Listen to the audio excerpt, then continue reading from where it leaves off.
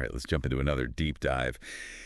This time, we're looking at, dissecting might be a better word, the Champions League match.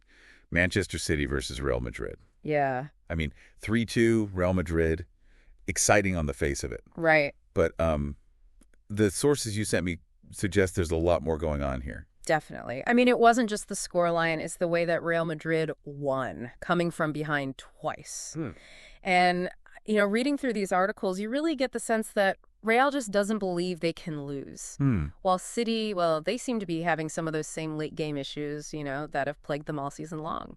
Yeah, it's almost like, I don't know, we're watching two teams heading in opposite directions. Yeah. You've got Real Madrid marching towards another Champions League title. Right.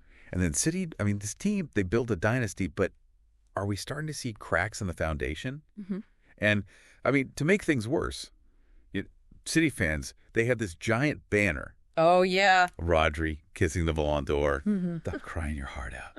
Kind of backfired, I guess you could say. Yeah. I mean, it is kind of ironic that Rodri wasn't even playing because of injury. Right. And reading these reports, you can tell his absence. Well, it was definitely felt. So are we saying this banner jinxed them?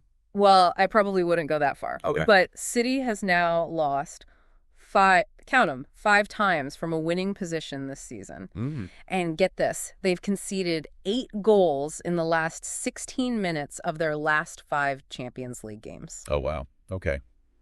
Those are some pretty scary stats for City fans. I mean, I can only imagine as a fan what a roller coaster of emotions that must be. You're up, you think you have the game, and then suddenly it all slips away. Yeah. Over and over again. Yeah, and it points to a problem that's much bigger than any one player. Right.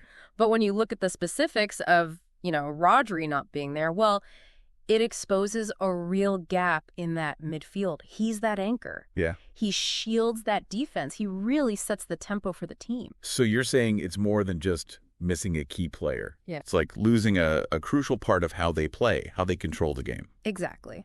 I mean, take this match, for example. One article really highlighted how Real Madrid was just constantly breaking through that City midfield in the latter stages of the game. They were able to exploit the space that Rodri usually takes up and create, a ton of dangerous chances, And then on the other side, you have this Real Madrid team.